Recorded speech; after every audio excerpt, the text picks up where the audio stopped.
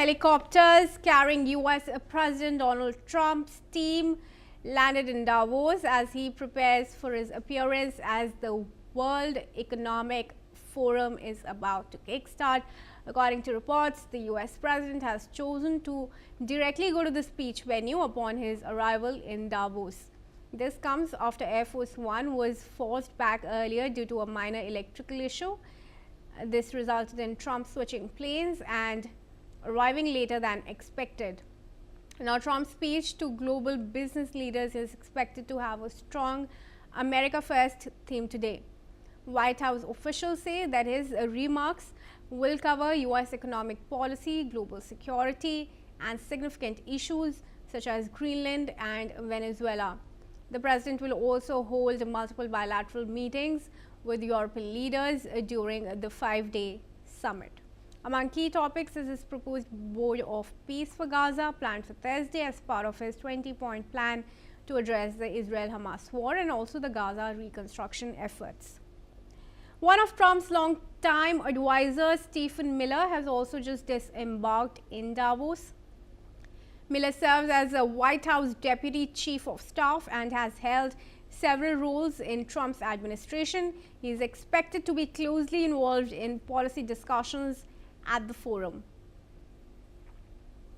All right, joining me now in this discussion is Rasmus Harlov, who is member of Danish Parliament, and he joins us from Copenhagen. We also have Andrew Latham, international affairs expert from Minneapolis, and Peter Cardillo, who is chief economist at Spartan Capitals from New York. I'd like to begin with Mr. Harlov, who is the MP serving in Denmark. Thank you very much for joining us in this discussion, Mr. Harlov. Firstly, what are your expectations?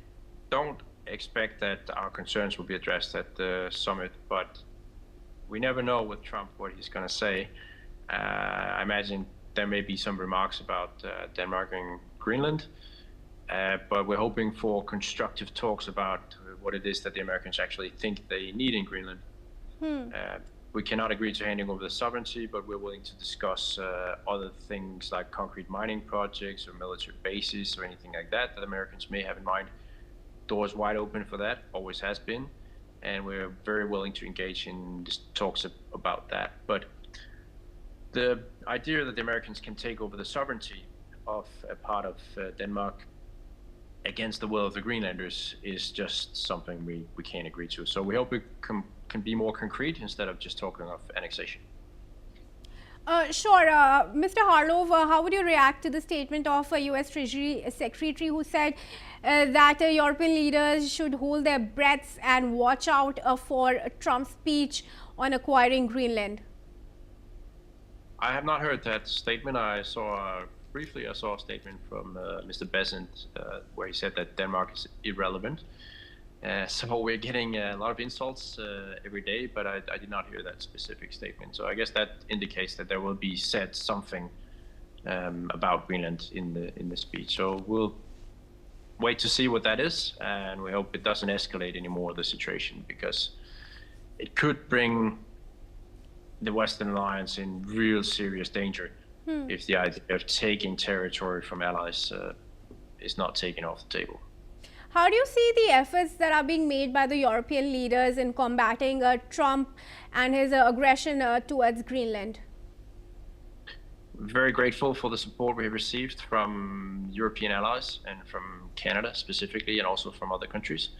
We appreciate that a lot, and we also do think this is a matter for the whole world, because if we start accepting that you can just claim land from another country that you have absolutely no right to, and where there isn't a shadow of a justification, then everybody's going to be in trouble. And if you start accepting the logic that the American administration is putting forth, that since Denmark can't defend Greenland alone against a full-scale Chinese or Russian attack, then the United States must take control of that territory, then a lot of countries are also going to be in trouble, because very few countries are able to defend themselves alone against a Chinese or Russian large-scale attack. And if that sort of becomes normal thinking, that Portugal can't defend itself against China, and therefore the United States have to take control of Portugal, everybody's in trouble. So we can't allow that kind of logic to prevail in the world. All right, Mr. Harlow, thank you very much for speaking to us. We're going to cut across